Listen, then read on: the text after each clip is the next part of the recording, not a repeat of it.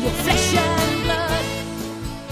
Welcome to Tell Me Your Story, new paradigms for a new world where we're giving you choices and knowledge of those choices to help make your dreams come true. We are here 9 times a week, Sundays at 7 a.m. and 7 p.m., Monday mornings at 1 a.m., Wednesdays at 9 a.m., and Monday through Friday from 8 to 9 a.m., streaming live at all those times at richarddugan.com. We are on SoundCloud, iTunes, TuneIn Radio, Spotify, Stitcher, Player FM, as well as YouTube, where you can watch these conversations. I hope that you will take time to subscribe and click notifications so that when a new conversation is posted, you'll be notified and you'll be able to tune in, listen in, and learn, and be entertained and inspired. A reminder that Choices, which is my book, 5 Steps for Life, it's available on Amazon.com in paperback, hardcover, and Kindle with Audible, soon to be released. We also ask that if you can support the work that we are doing financially, we do have a PayPal account. It is there for your security as well as ours. And when they ask for an email address to whom you're sending, please go to richard@richarddugan.com. That's the email address. If you go to richarddugan.com, there is also a link directly to PayPal so that you can send us whatever support you can. And we thank you to those who have helped and to those who will help. We also ask that you take time during this decade of perfect vision, the 2020s, to go within to that quiet, peaceful, calm, still place and listen to that still, small voice. And with that, we now take you to our very special interview and guest here on Tell Me Your Story. And welcome to Tell Me Your Story, New Paradigms for a New World. I am Richard Dugan, your host, and I thank you so much for joining us here on the program. We have a very fascinating program we're going to be talking about because, ladies and gentlemen, you hear this all the time from me when I am talking about Tell Me Your Story, New Paradigms for a New World. We're looking for giving people choices and knowledge of those choices to help make their dreams come true. And of course, I go down the preliminaries, which I'll do at the end of the program. But the one of them that I've got to mention now is how we encourage you to take the time during this decade of perfect vision, the 2020s, to go within to that quiet, peaceful, calm, still place and listen to that still small voice. I'm talking about our intuition. Well, our special guest, Amy Robeson, is going to join us here on the program right now to talk about how important it is. Please take the time to go within to that, listen to that still small voice as we talk about a subject I mention all the time, trusting your intuition. Amy, welcome to the program. Thank you so much. And it's great to talk about this subject in depth in this program. I love talking about intuition. We all have it. It's fun. And thank you for having me. Absolutely. Now, I have often said that our intuition will never put us in harm's way. It may challenge us. And in my experience, it may test us. I say that because I did have an experience when I was living in Phoenix and I was bicycling everywhere. This was when I was in my mid-30s, half a lifetime away. And all of a sudden, I am being told, getting this impression, all right, at this next corner, at this next intersection, turn right. Then go up to the next intersection, turn left. The next one, turn left. The next one, turn right, which basically puts me back on the road I'm already on. So I'm having to go 3 miles out of my way. And why would I do that? So I went actually a half a mile past the first intersection, and the impression just would not go away. So what did I do? I turned around and I went back to that intersection and I went up and over and down. And it took me a little while to figure out why, because there were no other cars on the road in the morning that I was traveling and so forth. And I realized what it was my intuition, and I refer to as my friend, who was basically saying, you say you trust me. Do you really? Mm. And that's kind of my perspective on it. Now, I've trusted my intuition even before then, but I was doing interviews like this, believe it or not, on a Christian radio station of all places back in the 80s and early 90s. And I've always believed that we have that gut feeling and so forth. How were you? What was your first experience, conscious experience of that still small voice asking you, encouraging you, giving you those prompts and so forth?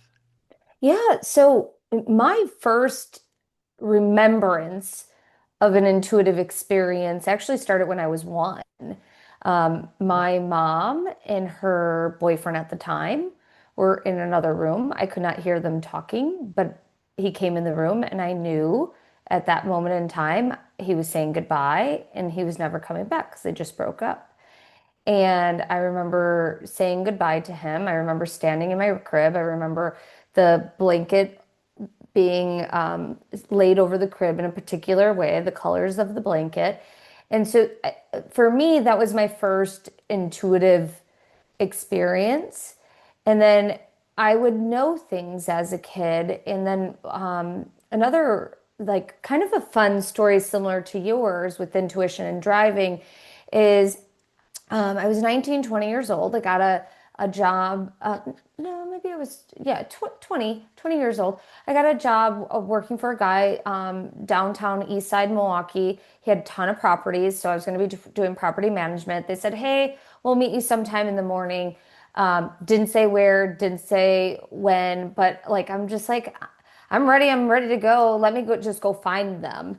And there wasn't a set location, nothing like that. I wasn't profoundly good at navigating downtown. I was good at navigating the south side, not the east side or downtown. But I'm just like, okay, I'm going to turn here. I'm going to turn here. I'm going to turn here. Okay, go straight, do this. And I end up where their car's at. And I get there, and one of my coworkers is like, how did you find us? I'm like, I just used my intuition. And he was just like looking at me like, what? And I was just like, oh, I just, you just check in and it will tell you where to go. And I use it all the time. And I think that sometimes people think it's cheating, but we're designed in a particular way to receive guidance. And in my darkest moments, those are when I really have to lean into intuition because your intuition is going to guide you to the light. Your intuition is going to assist you in those challenging moments.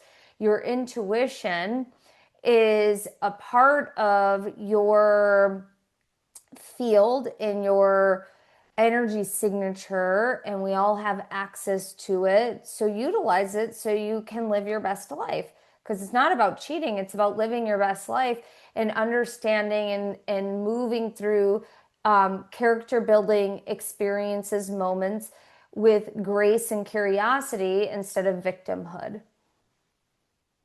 That is the one of the biggest bugaboos for me is this whole concept of victimhood. And that's one of the things we talk about on this program a lot too. And I in my book Choices, 5 Steps for Life, I talk about that. And the fact of the matter is from a higher perspective.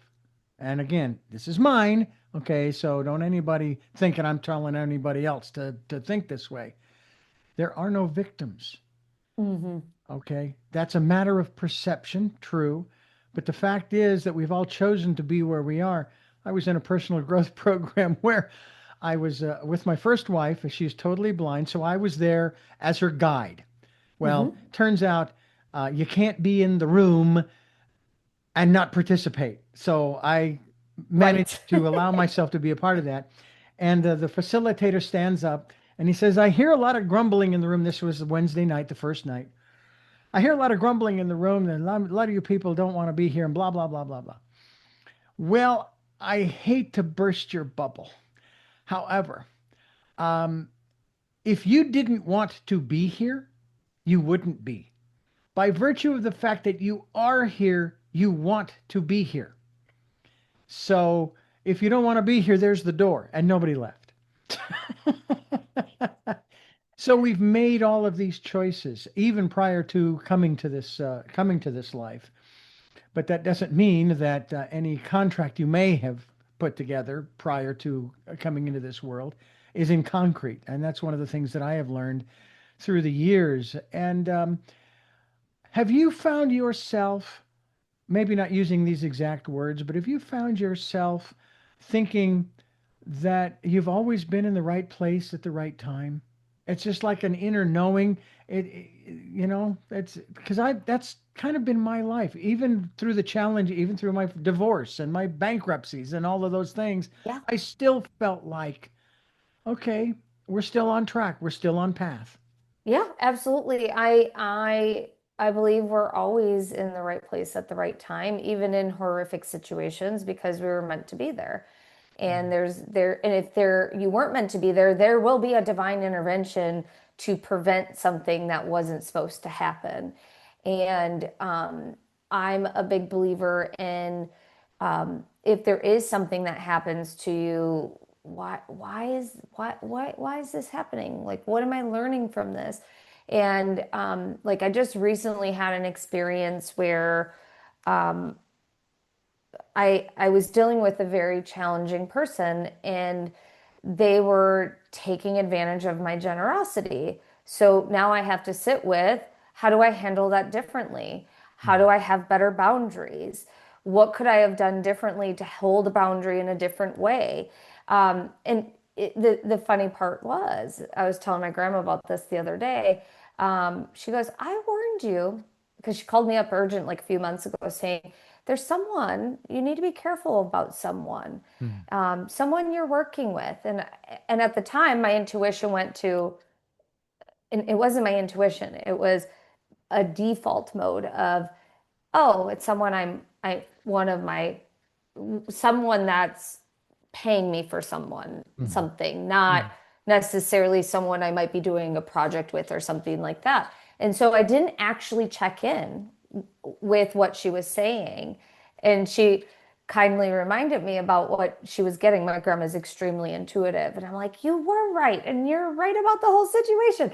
And she warned me about it, but it was my lesson to learn. It was Hmm. my experience to learn. And there's many things that I took away from it in terms of um, there's things that I'm projects that I'm wanting to do, and there's going to be things that I'm not in charge of, and there's going to be things that I'm going to have to learn to work in different environments with different people. Because when you have your own business, you can do anything you want. Hmm. And if you're working with someone you don't necessarily care for, you don't have to work with them, right? But when you're not in charge of the project, you have to play nice in certain ways. And so what does that look like? And what are those dynamics? And how can you use your intuition in order to work with it? And so I find the whole thing fascinating because we all have character building moments, character building days, and this is how our soul evolves.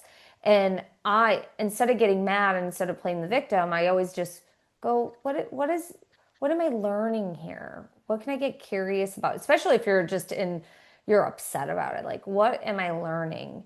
And how can I utilize this in my future so I can have a better experience with myself or with others or in general? Amy Robeson is my guest. TheAmyRobeson.com is the website. We're talking about trusting your intuition here on Tell Me Your Story. I'm Reverend Dr. D. Richard Dugan. Amy Robeson is my guest. TheAmyRobeson.com is the website. We're going to kind of shift a little bit to these classes that you have, master classes.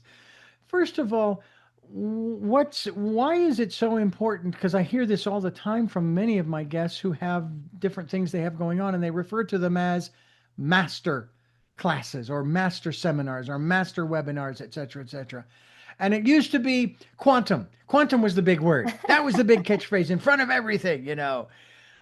Tell us about why master classes. We call it a masterclass series is because we go very, very, very, very deep within the topic, and it's to assist in mastery along your life. And so I think spiritual people are very sensitive to words.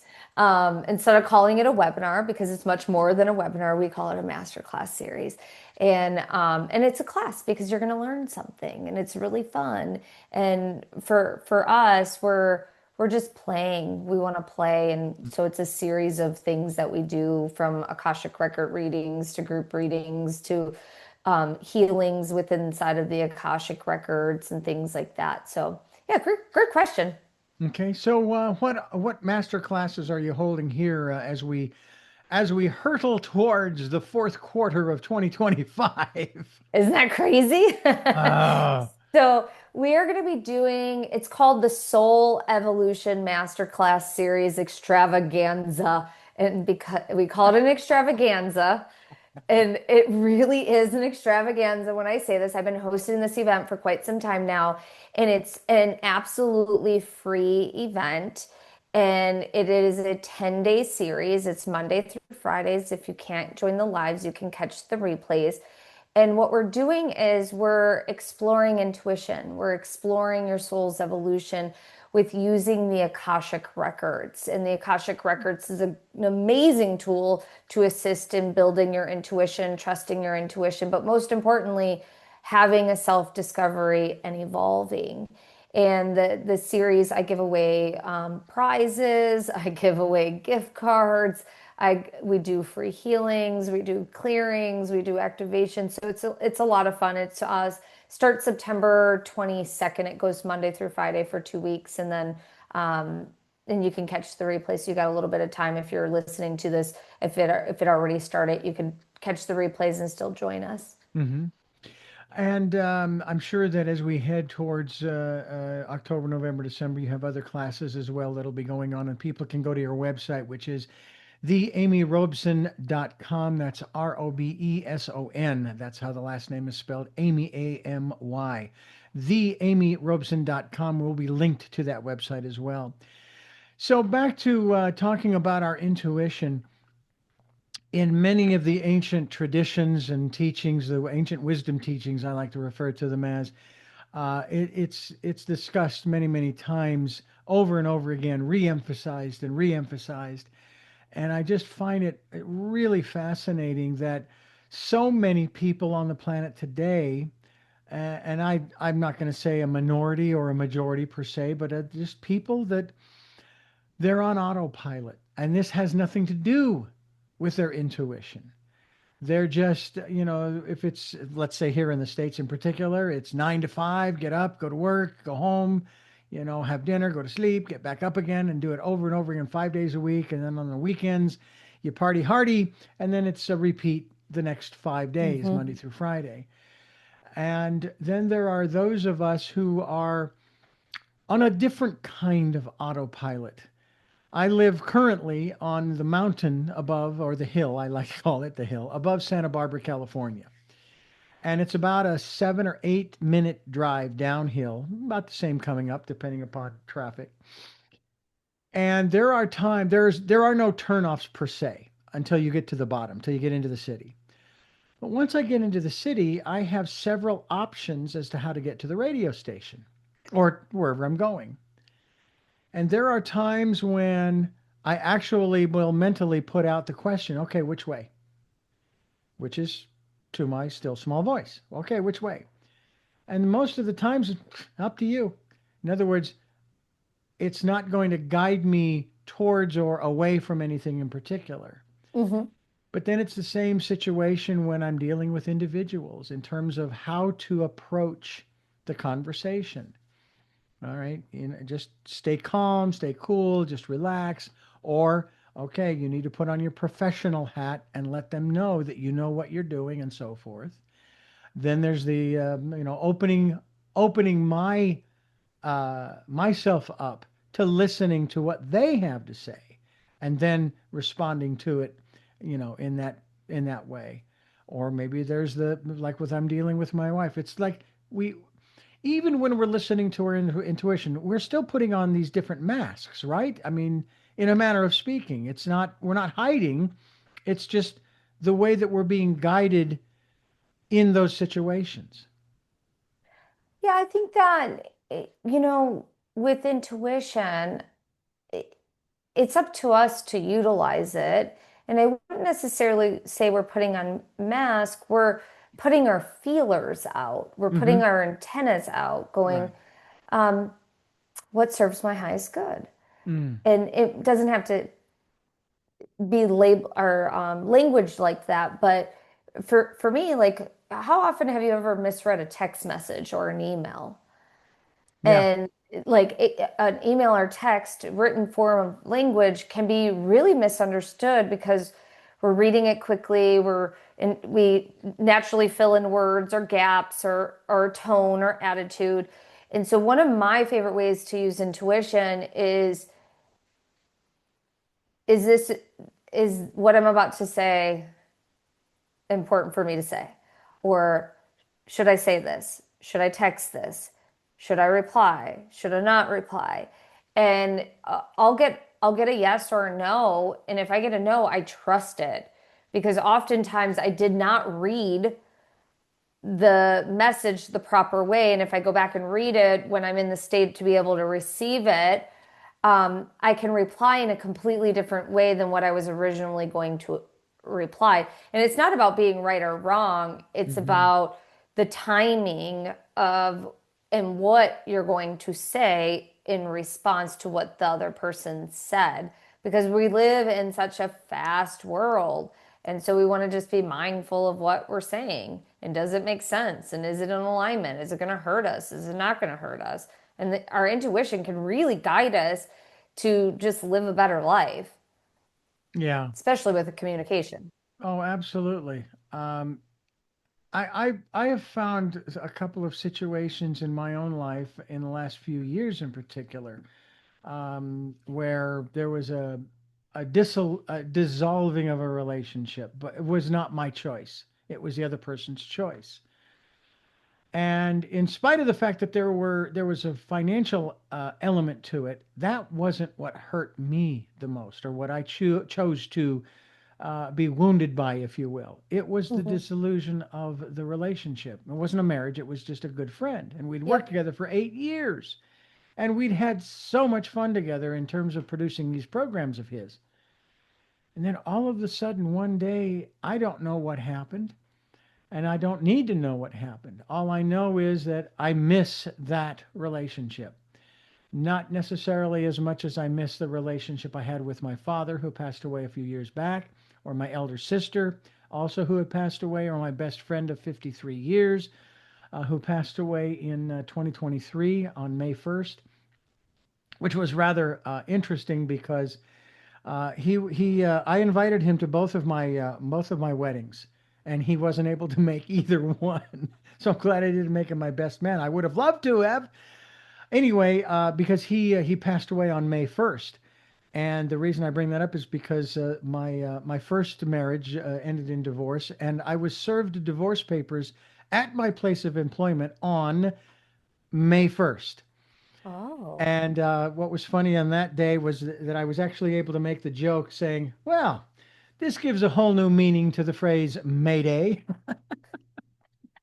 Just gotta find humor.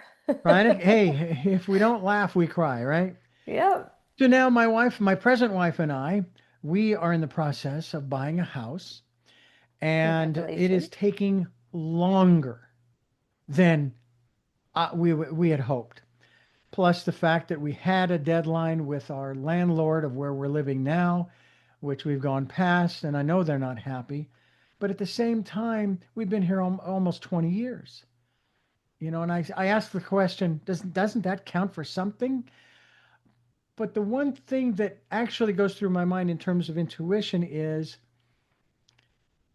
seeking sort of confirmation from outside myself. Hmm. Okay, I've got the intuitive knowing it's all going to be okay. Landlords are going to survive and go on, and they'll sell the property and do whatever it's theirs to do with what they will, and I want them to have it. And then the house and the escrow and all that stuff that's taking so long, I look at it this way, and maybe this is intuitive. When things like this take longer than they should, or longer than we think they should, or for example, you and we're here in spite of maybe the snafus on both our parts in terms of the calendar. Here Yeah. we are, which I interpret as When stuff like that gets bogged down, the one question my wife has asked is, okay, why? Why are we Yes. being delayed? That's number one. But then the other perspective is, it's taken a long time. That means it's going to be really, really good. Yes. Interview, buying a house, getting out of the rental property, et cetera, et cetera. It's just going to be fantastic. But what gets in the way are the emotions, right? The what is it? You used the word before, the not the programming, but it was like old habits Yeah. we go back into. And then the emotions kick in that sort of cloud our view or our ear, if you will, to our intuition, right? Yes. So, how do you teach people to break through those clouds, if you will, to stay focused on that support and encouragement, etc., from their own source, their intuition? It's really simple, and that is you want to feel your emotions. And if you give yourself permission when you're in a negative loop or in a negative spiral, or maybe you're just worrying, you have anxiety, like we'll give the example of what you just used, like, are we ever going to get out of escrow? Is this ever going to close? And all those questions have emotions attached to them. Maybe it's one emotion or several emotions, but there are emotions attached to whatever it is that the thought is that you're having. So catch the thought, feel whatever emotion is that is attached to that thought, and then cancel it once you feel it, and then choose a different thought and Mm. feel that emotion that's attached to that. And it takes less than a minute.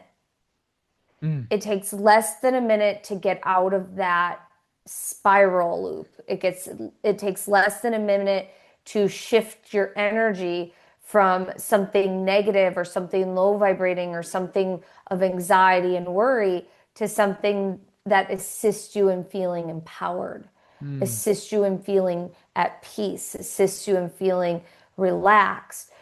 You have a choice at any given moment to stop and pause and go, what am I actually feeling? Because these thoughts have these feelings attached to it. What am I actually feeling? Let me feel that and then let me cancel it and let me choose a different thought. And when you do that, you're like, whew, it shifts because you can't think of something negative and positive at the exact same time. You Hmm. have to pick one or Hmm. the other. So choose the negative, feel the feeling, cancel it, and then choose a different thought and feel the positive feeling. Yeah, it's funny too because I'd heard this statement. You cannot have two thoughts at the same time, whether you use your example of positive and negative. You can't. And then I Mm-hmm. shared that on a program, and one of my guests said, "Oh no, no, you can have all kinds, multiple thoughts at the same time." And I'm thinking, I don't think I've ever done that. I've shifted from one to the other, and what helps me is taking action. In the case, for example, of what we're going through, okay, I'm getting anxious, I'm getting frustrated, I'm da da da da da da da da. I'm going to go pack some boxes. I'm going to go work on preparing to move, i.e., making a box, and then I'm going to put my clothing in this box and so forth. And then that shifts me out of that emotional state into well, call it a practical state, if you will, of focusing there. And then I start feeling the enjoyment of the activity, whatever it is. If I Mm-hmm. have to trim the weeds or pack the boxes, or let's go do an interview. Let's see if we can't line somebody up and have a conversation, and so forth. Shifting. And so for me, it's taking action that then helps me to shift my mind's focus onto something that is more productive, more constructive, and so forth. And that's kind of what we're all about here. As we continue with Amy Robeson on Tell Me Your Story, we are talking about our intuition here on the program with Amy Robeson. TheAmyRobeson.com is the website. You obviously have been trusting your intuition all of your life, as you mentioned earlier about when you were a year old, and I'm amazed because I'm not remembering much of anything from those single digit years, other than maybe an instant when I threw a garbage can, one of these metal garbage cans, at my brother and Oh I hit him in gosh. the head with it, or Uh, you know, we used to build forts in the backyard with wood that my father would bring home, or we would camp out with my mother's Indian blankets that we would use as a tent. She was not happy. Ooh, Those kinds of things, wonderful yeah. memories. But in terms of being consciously aware of some of these things, although I will tell you, I had one instance when I was in church. We were going to the Catholic church there, and I was sitting there. I was trying to blink as fast as I could twice to have two identical blinks.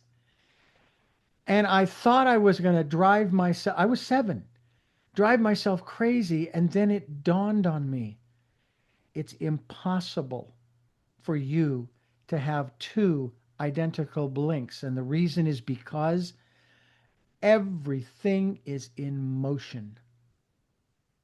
So from one instant to the next, it's not going to happen.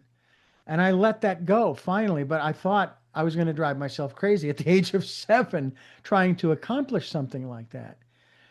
We try to do that though in our lives. We had an experience and it was great. Okay. I want to duplicate it. I want to make that same thing happen. But it's never going to be the same a No, second right, time. right.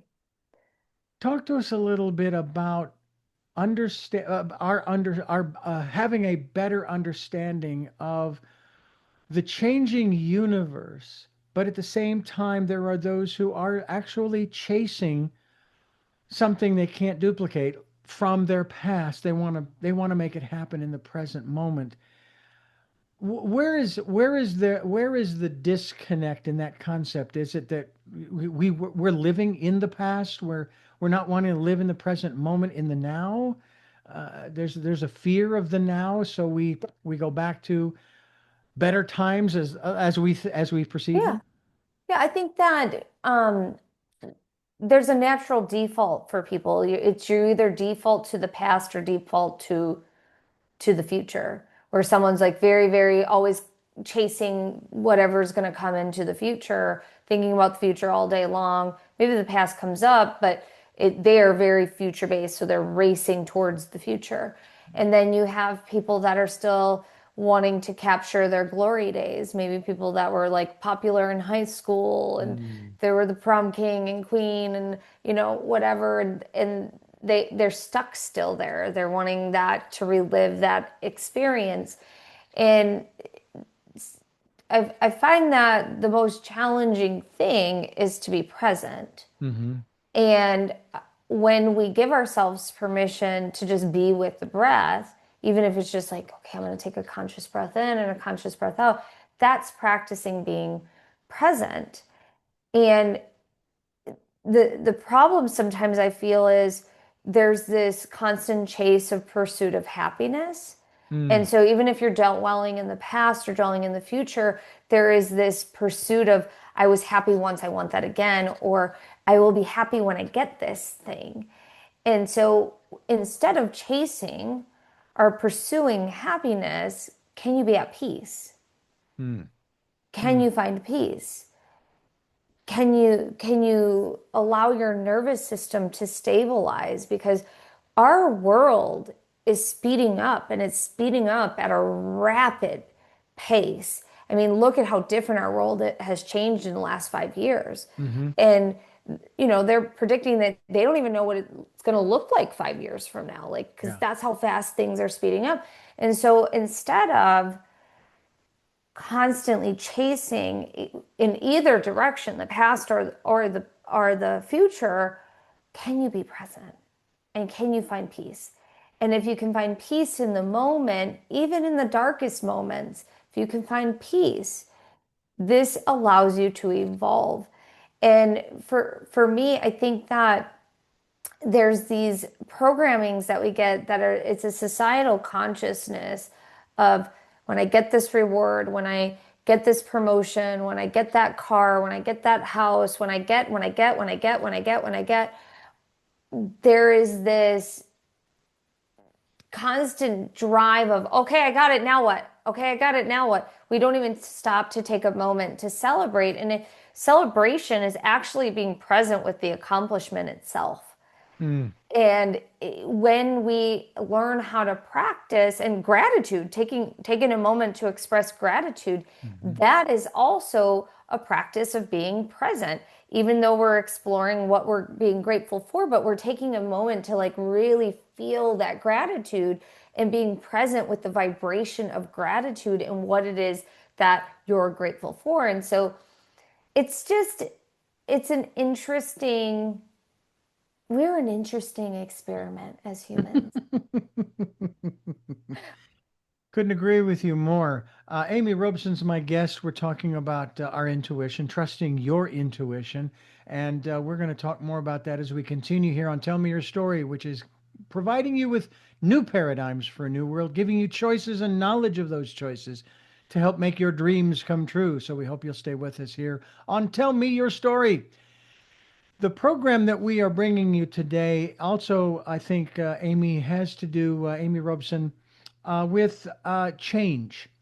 And certainly that is one of the main constants in the universe. There may be others, but that one's the big one. There's a wonderful little book that I was given to read. It was mandatory reading at the station I was working for, called Who Moved the Cheese? And I remember reading it. I remember going into my boss's office, placing the book back on his desk and saying, I did read it. And I just need to let you know that I do not have any problem whatsoever with people using the metaphor, moving the cheese. Don't have a problem with it. My problem is not knowing where they moved it. You want to move it? Fine. Tell me where you moved it. That's all I need to know so that I can go find it and so forth. And that particular aspect, specifically in regards to change, um, our lives are changing constantly. REM has it right in the song, "It's the end of the world as we know it." Mm-hmm. 5 minutes ago, 5 days ago, months, years, decades, it's gone. And so I want to talk a little bit sidetrack here of sorts, or sidebar, in regards to regret. Oh, Seems okay. to me that regret is like we have it, but it's irrelevant, because what to me regret says is, if only I could go back there and change that. Yeah, But the problem is, it's kind of like the game of Jenga.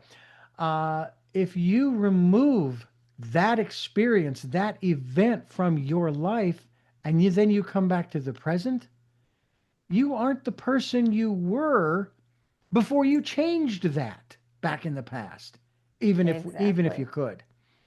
So let's Mhm. talk a little bit about moving beyond that aspect in terms of, I want to say, accepting all of who we were that has made us who we are. Yeah, so I think it's really interesting that you use the word regret because I think if we unpack regret even more, what it comes down to is guilt and shame.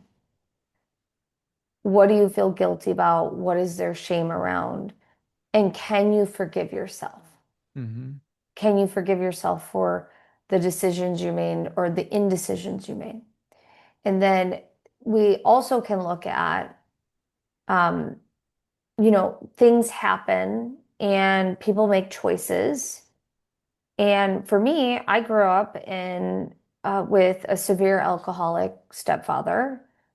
And even though he was severe alcoholic and caused a lot of trauma, I am grateful for the structure he provided, Hmm. some of the safety he provided, because he also created non-safety, but the safety he did provide, um, the experiences he brought, good, bad, and indifferent, because at the end of the day, I wouldn't be where I'm at without this man in my life. Hmm. And I'm also okay with finding ways to slowly forgive. Because sometimes with regret, guilt, and shame, there is a lot to forgive, and it is a lot for some people to process forgiveness all at once. Mm. And so we can peel it back like a layer with an onion, and it's a slow process of forgiveness. And it's not about necessarily forgiving that person for what they've done. It's about giving yourself peace and to stop hurting yourself. Mm. And the more that we work on ourselves, the more we actually work on our ancestral lineage and our soul lineage. And it is not your job to make anybody else do their work, because I have many people in my life that they are in a trauma spiral. Mm. They have not dealt with their trauma, and they most likely will not deal with their trauma in this lifetime to the fullest degree that they are capable of doing because it's too scary for them.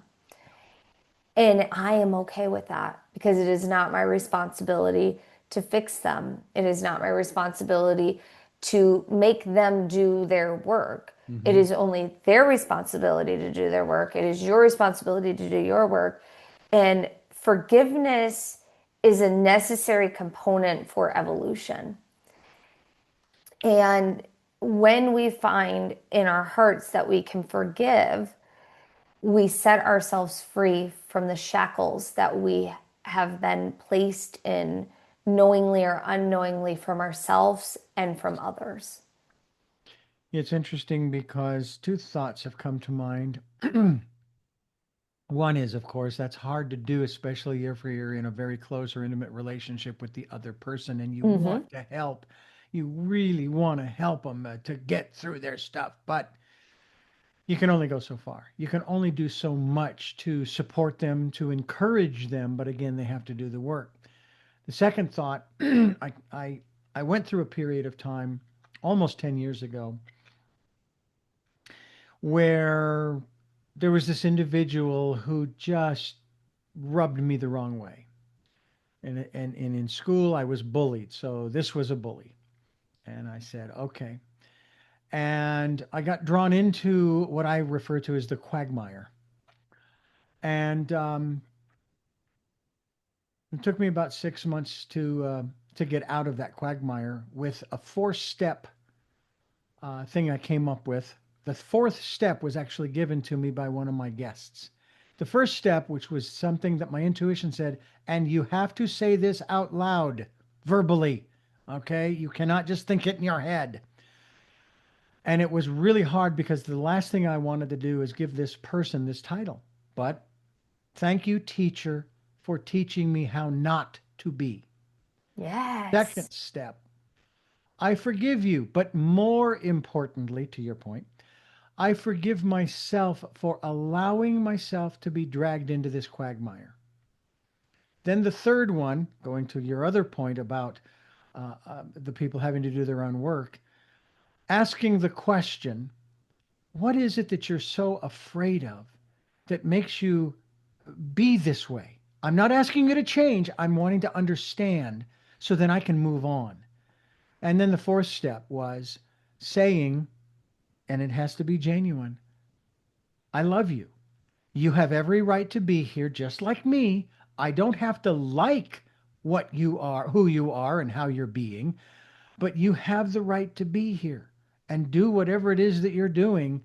And I have the right to be here and do the things that I'm doing without allowing you, and I love the phrase, without allowing you to live rent free up here. Yes. Yes, yes, yes. I just find it fascinating that people, and I was perplexed by this when I was working back in Phoenix for this Christian radio station. And there was this one 2 hour call in talk show from Denver. People would call in, some people praised the guy, and others just blasted the guy. They hated him and just, oh, you should be off the air, da da da. And I'm going, wait a minute, hold it, hold it. Why are you listening? Why don't you change the channel? Good question, right? And then even today, with the divisions, the multiplicity of divisions that we have, or polarizations, and polarization is obviously two poles, but I suppose you could have more. People, they allow themselves to be pulled into these quagmires. I'll use that term, and it's like, how is that helping you? It hurts your health physically, mentally, most emotionally, and spiritually. Hmm. Uh, you run into these folks all the time. I'm sure people who come to you for coaching and sometimes even with business, and they're stuck in that quagmire. How do you help them to get out of that quicksand?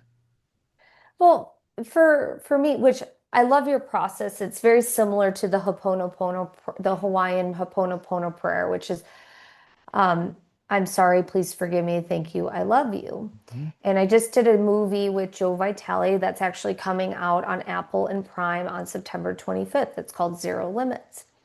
Mm, And the whole movie, the premise of the movie is, do we have any limits? And we talk about the Ho'oponopono prayer in the movie. And so if you put a limit on yourself where you're like, I can't do that, I'm not going to do that, I don't want to forgive them, right there, you're stopping yourself dead in your tracks from progressing forward until you are capable and able to move past whatever it is that's preventing you from going forward. It does not mean you're not going to make progress. What it means is you're still going to stay in the reality in which that is in. mhm, When you give yourself permission to move past that and forgive, what you're doing is you're shifting out of that reality and into a new reality where you are allowing yourself to thrive, not survive, but thrive. And when you're thriving, new opportunities come. And the more that you give yourself permission to push past your limiting beliefs, push past the patterning, push past the programming, you are giving yourself permission to be your most authentic version of yourself. Only you can be you. Only I can be I. And it is such a beautiful world because we're all so uniquely different, yet we have similarities and we find our people and we find the people we're supposed to march with, the people we're supposed to shout with, because when we do this, we grow. mm, And when we get in collaboration or when we get into tiffs of sorts, we are given opportunities to grow. No mhm, matter what, there is an opportunity in every single thing we experience throughout the day. There is some sort of opportunity that is available for us to receive. And it's up to us to receive it. And so when people get in their feelings or get in their own way, there is resistance. The thing is can you give yourself 1% effort to get out of that resistance? Because maybe it feels really, really hard. And maybe the first step is just acknowledging I have resistance. Because then you're starting to break free mm, from it. mhm, Doesn't mean you have to go and say, let's say you're like alert, you're afraid of heights, and you're like, okay, I'm going to go to the 27th building and I'm going to step out onto the balcony, even though I'm afraid of heights. That could be the first step. Or the first step could be, I'm okay knowing that I'm afraid of heights, and I'm going to just go up to the first floor and look out the window. mhm.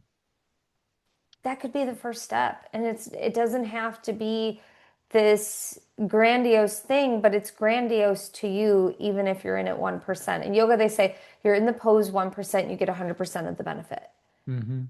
And Yeah, 1% looks different for everybody. yeah. I'm afraid of heights, so I'm going to go climb Mount Everest. Yeah, let's not do that. Let's not Yeah, do that well, right away. yeah. It reminds me of a clip from the movie God Almighty with Morgan Freeman and Jim Carrey. Yes. And Morgan and this other gal who was in another TV series that I'm flat out forgetting. Anyway, she's asking for more fries or something else at the diner. And he comes over and he looks at her. Is there something going on? I mean, what's happening? And she's saying, "Well, I'm this, that, and the other thing." And his response to her was just fabulous. I love this little piece that he does. And he basically says, "Do you think that when people pray to God for courage, that God gives them courage. And do you think that when people pray for patience, God gives them patience?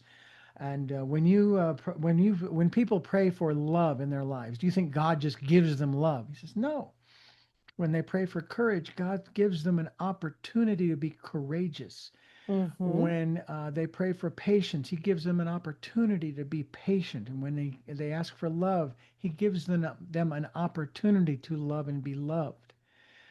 And it's funny because I know people still pray for those things, and that's why sometimes I'll ask the question because you touched on this earlier, where the founding fathers had in the preamble, or I think I wish I could remember. I think it's the preamble, the pursuit of happiness. And I said, do you think that they knew something, that there was something there that they understood about happiness that they couldn't give you? They said, and among these inalienable rights are life.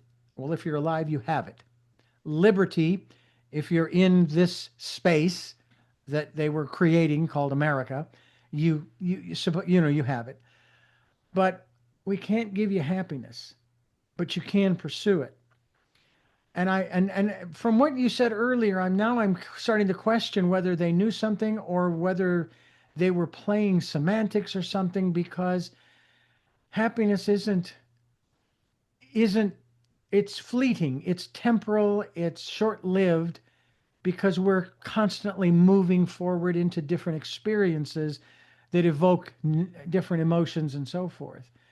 And so I have to wonder. I mean, for example, the house that we're wanting to buy, I'm not looking at that as some kind of a savior, so to speak. Oh, that's going to make life so much better. There's certain aspects that, yeah, it might, but that ain't the goal.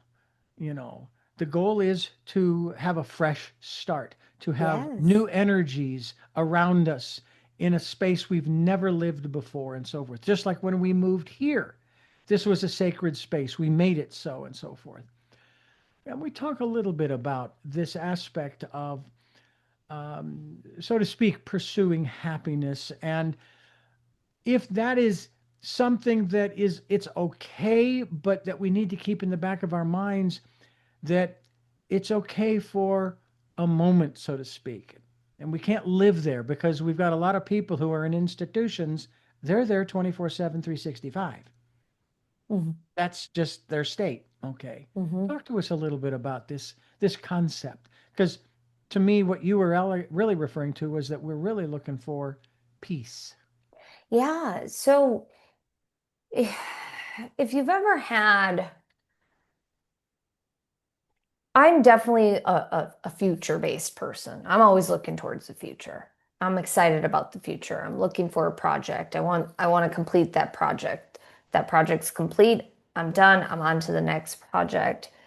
And the problem with this constant chasing of happiness is you're not acknowledging that you can actually just be happy in the moment. Mm. And so if you find peace, which there's a famous yogi, I can't remember his name, but he said, uh, I'm going to paraphrase it, but it's like, don't let anybody steal your peace. Mm-hmm. Mm-hmm. And so to me, when you get into a disagreement or you get into an argument or you're chasing that goal, that carrot, what you're doing is you're removing yourself from the present. And there's nothing wrong with wanting things. But when it's stealing your peace and you're thinking that that next thing's going to solve your happiness problem, what you're doing is you're not actually living life in the moment and you're not giving yourself permission to be at peace and be happy.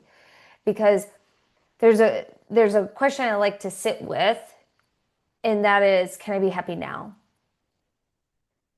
In Yeah. this moment, can I be happy now? And usually, if I'm at peace, I am happy. Like, because what I'm doing is I'm not stressing, I'm not worrying, I'm not anxious, I'm not sad or angry or mad or whatever it is that I might be feeling. But what I'm doing is I'm giving myself permission to just be. And when I'm too focused on goals and not focused on the present moment, I find that that stills my peace. And so I can be happy now. I don't have to chase that thing. And what ends up happening is it simplifies the path Mm. because you're not approaching it from this anxious or stifled energy. What you're approaching it from is a peaceful manner, from a place of openness to receive. And what you do is you end up folding time because you're not worrying about all the steps. What unfolds is very naturally, intuitively, and you're just following the guidance that presents itself to you, and you're being present and you're being happy and you're being at peace in the moment instead of whatever it is that you're feeling in the moment. And that's not to say don't feel anxious, because if you're anxious, feel that feeling, acknowledge it, and get curious, why are you feeling that way? Because then you Mhm. can solve the problem and get your peace and happiness back. That also keeps you in touch with your intuition when you're in the Yes. present moment. And then you get the guidance that you need for that situation that maybe you are emoting about.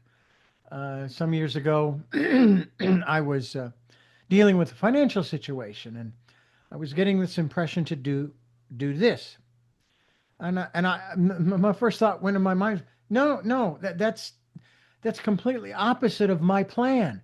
My plan. And obviously, it was one of those impressions wouldn't go away. Okay, I'll do it. And I will tell you that 2 or 3 days later, had I not followed those promptings, things would have been a lot worse. So I was so Yes. glad that I did what I did. And at the same time, I was challenged once being asked the question, Richard, how many, you need to deal with all of the mistakes that you've made in your life. Mistakes. You want to use the word sin? Fine. That's fine. And I didn't know where this answer came from at the time, but I responded by saying, I have never made a mistake in my life. Never. Mm. What I have had are life lessons and or learning experiences. Period. No judgment on it either way. It's like the universe. I use this analogy all the time. You're looking through a telescope and you're looking out at the macro cosmic world, right? And you go, ooh, ah. There's no judgment, there's awe. Then you look into an electron microscope and you're looking at basically the same kinds of things happening. And you're again in awe. Wow, that's wild, incredible. But when we get here, I call it the mid crow, there's judgment. Oh, that is good or bad. And then, of course, I quote the Chinese story or proverb, if you will, about the farmer and his son and the farmer's neighbor.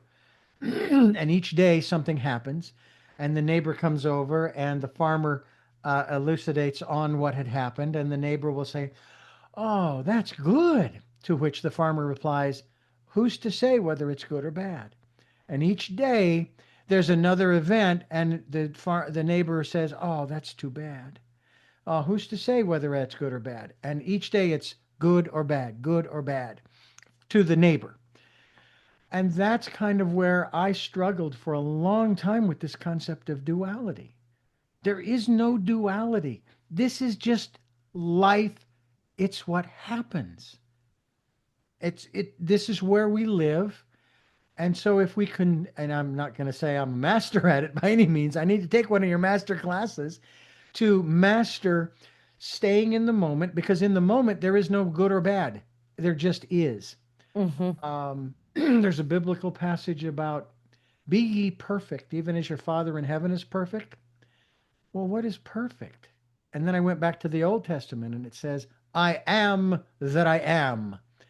Okay, that means that to be perfect is just to be, just Mm. to be. And it simplifies things a whole lot, doesn't it? Yeah. It takes the pressure off of it, I think. Because if you just are, it just is. Yeah. But we live in a society of labels Mm-hmm. where Mm-hmm. it's good or bad. And, that's up to you if you want to label it that way. But sometimes it does help us shift through the categories, right? Of what to do, what not to do. But it just is. At the end of the day, it just is. Yeah. The other aspect of it too, I'd love your comments on is that the events of today, 10 days ago, 10 weeks, months, years, 10,000 years ago, in the grand scheme of things, none of it matters. I had a whole conversation with my sister about that this morning. Oh, really? Yes. Yeah. And I have to say that there's another aspect of it too. You talk about being in the present moment and you have these different things come up with individuals. And I abhor drama. I it's like I just don't want to deal with it.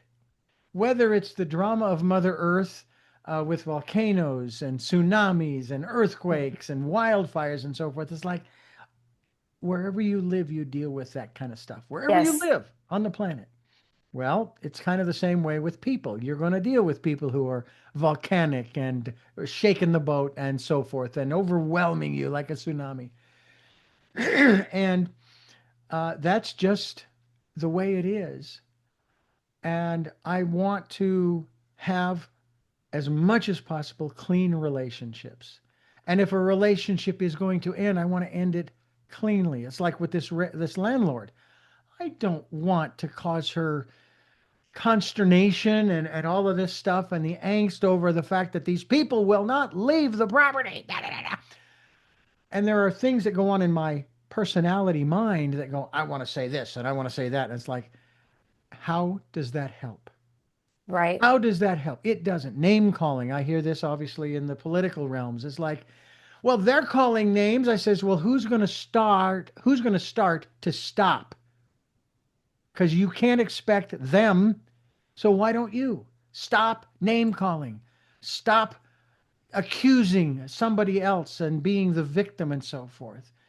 That to me is also real important too, isn't it? That if we see a situation like that, what is it? Was it Gandhi who said, "Be the peace you want to see"? I think it Yeah. was. I think so. I Yeah. think so. And I think it's we have a chance every moment to hit the reset button. At any moment, you can hit the reset button. Yeah. If you're not acting or behaving in the way that you're proud of, hit the reset button. If you're approaching a situation from not a level head, hit the reset button. And you get a do-over the next day if you're blessed enough to wake up the next day. Yeah. But in the grand scheme of things, this moment in time is a tiny little speck in your Mm, mm, internal mm. soul. It is a blip on the radar. It is so minute yet so big. But then we ask the question, why am I here? And we're searching for the answer. And am I correct that there is no one answer that fits all? No, That there isn't. that your answer is your answer and mine is mine. Yeah. Well, we're each unique souls. We're each unique beings, and we all have purpose, mission, and drive. And if we wanted to give a generic answer, it is to serve ourselves and to serve humanity. Hmm. Because there's a reason why we want to be embodied at this moment in time. And part of it is experiencing a body, experiencing emotions, eating, smelling, tasting, Hmm. touching, things like that. Because that is such a privilege when you think about it. Like it is such an amazing tactile experience that we get to experience when we are in body. And so enjoy it. Enjoy the cake. Enjoy the fresh air. Enjoy the laughter. Enjoy it. And Hmm. there's going to be grief that is a part of being human, but enjoy it all. The Hmm. good, bad, and the ugly. Enjoy it because it is a part of the embodied experience that your soul chose and wanted to have because your soul comes in and says, We're going to have all these contracts. We're going to make all these agreements so that I can have this particular type of reality, life, experience, growth, evolution, challenges, all of it. All of it's encompassing. And you get to experience it. And that is such a miracle and a blessing. And you mentioned our individuality, that we're each unique and so forth as far as souls are concerned. But talk to us about our connectivity and why that is also is equally important. Yeah. So, I mean, I know you've experienced, I'd be shocked if someone didn't experience, but you're ever like thinking about the person and then all of a sudden that person calls you, they email you, they text you, one of the things, or you run into them, right? Hmm. And we are so multi-dimensional. We are so connected with one another. This is where our intuition plays in. And it's such a cool experience. I had someone that I was getting an intuitive message to give them a turkey feather. And I was like, hey, my guides told me to give you this. I want to give this to you. And he looks at me and he goes, oh my gosh, Amy, I've just got this download. I don't know, maybe a couple days or the day before that day. He goes, where I was being guided to write in dragon's blood, which is some sort of herb or something, with a Hmm. turkey feather. And I was thinking, how in the world am I going to get a turkey feather? And here I come with this turkey Hmm. feather. Hmm. And I handed to him, and he was so grateful. But it's like those are the things that I love the most because you can't make this stuff up. No. You're not making it up. It's such a cool experience. And those are the things where I'm like, yes, I trust it, he trusted, and now we're trusting together and we're having this moment and it's so Yeah. fun and it's just really neat. And we're enmeshed in different ways where we're sending signals, and it doesn't matter if you're in a physical human body or if it's your dog or if it's your grandmother that passed away. We are constantly communicating with each other, and that could be through telepathy, words, symbols, signs, synchronicities, and it's up to us to actually tune into the magic of it. James Redfield, in his book Celestine Prophecy, talked about messages that we have one for another. And I took it another step further by saying that when we put up our shields, like in Star Trek, they can't transport, they can't go in with the shuttle or anything, but they can fire their weapons. That's the worst part of it. But when we put up our shields, not only are we denying the other person of the messages we're being given for them, and it may not be, God told me to tell you, but you're also denying them the opportunity to share their messages with you. And I just love that. I've had him on the program. It's been a while. I'd love to get him back again, but it's just, we seem to forget sometimes that we have these messages. And so I haven't put this in any framework, but I have this feeling that I will be sending this landlord a final email or what have you, basically thanking the family, because this property was family owned, for allowing us to reside here and experience the mountains and so forth and so on. And we really appreciated the opportunity to be here, and not going into any of the other stuff. It's just that being grateful Yes, for being where we are now, and then we'll be grateful for where we will be when we get wherever it is that we will be. absolutely. And that to me is a big part of it as well. And thank you for sharing your perspectives on that as well. As we continue with Amy Robeson, theamyrobeson.com is the website we'll be linked to as we continue here on Tell Me Your Story. Amy Robeson, I want to thank you so much. This has been a wonderful hour plus conversation with you. I've always enjoyed talking with you and other folks. You are also you're a healer. You're a spiritual coach for businesses, right? I mean, as well as for individuals, I'm sure. How is it that you are able to utilize that aspect of your God given talents, if you will, to help businesses? Because I've always I keep hearing this aspect of business and capitalism that it's all about the money. Ah, well, I think the money comes when you're doing what you're supposed to be doing. And for me, I built my entire business using the Akashic Records. I think the Akashic Records are one of the most amazing spiritual tools you can have in your toolbox. And I utilize the records if someone's wanting support with their business. We utilize the records and we create and develop their programs, their offers using the records. But most importantly, what we're doing is we're using the records to clear the fears, the Mm. anxieties, the shortcomings, the whatever else that comes up while you're wanting to build your business or while you're in business. We use the records to heal those types of things that come to the surface when they're revealed. They're wanting to be healed, and so we can heal them. And so if the universe is constantly in motion, and when because I've been to intuitives over my lifetime, but I've never gone to them to get answers that I didn't already have. It was a confirmation of what I already knew, but I was not quite at a place where I was trusting that Yeah. voice Yeah. 100%.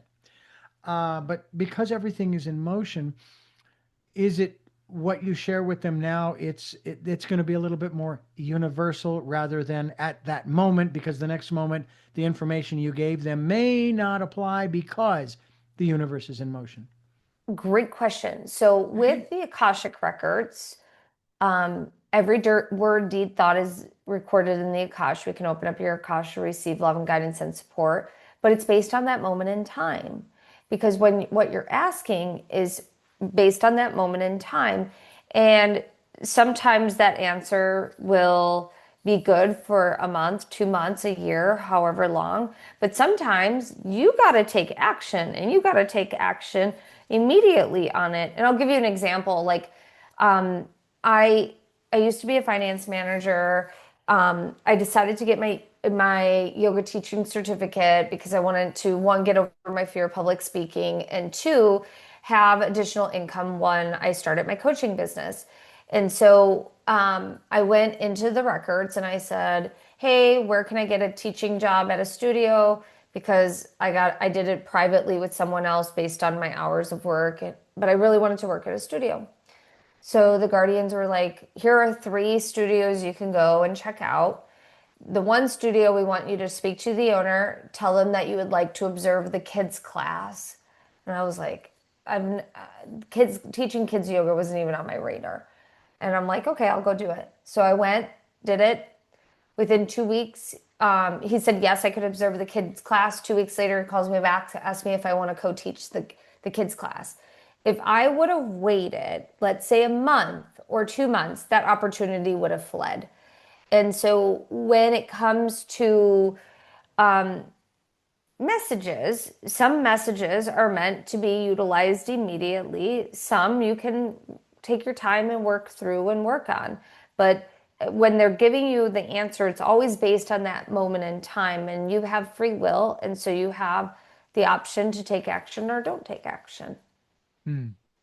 Well, that's important to remember too. In my book, Choices, Five Steps for Life, the first step is make a choice.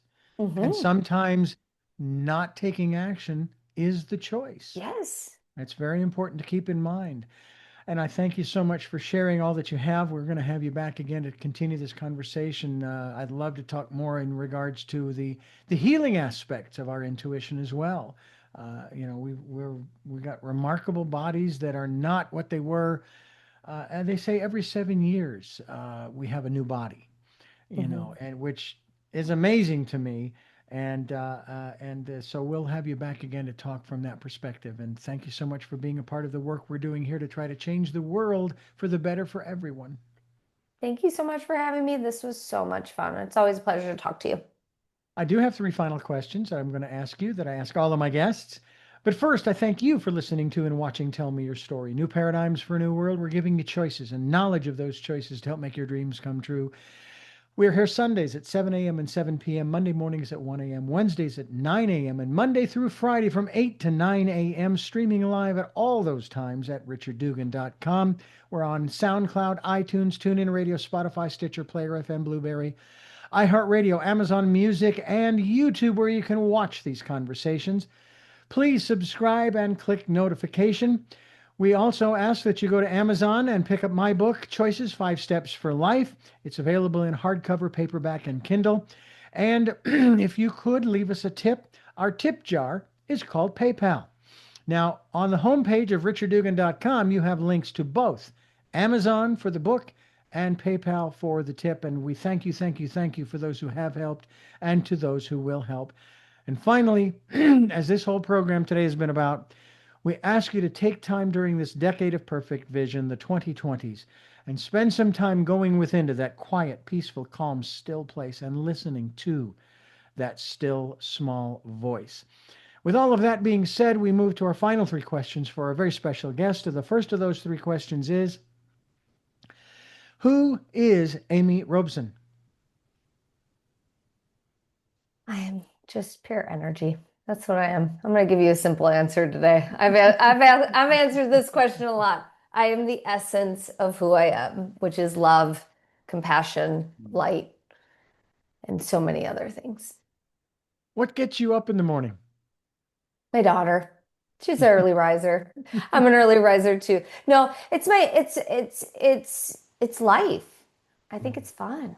I get to do this thing, and I have the privilege of saying that I'm absolutely doing the thing that I love, and I'm grateful for that. And finally, what was your best day? Oh, I have many of those. We'll go with the day my daughter was born. That was one of my favorite days. She's going to be 5 in November, so Oh, wow. Wow. What a journey for you and for her. How fantastic. yeah, Well, yeah. again, thank you so much. And again, I thank you for listening to and watching Tell Me Your Story. And until our next broadcast, podcast, videocast, love to Lal. Jeanette, I am still listening. Dad, continue to be happy because I am. Smokey, I'll see you on the other side. Mike, thanks for letting me be in your life and you being in mine. And to my dear friend Zorro, aho, aho.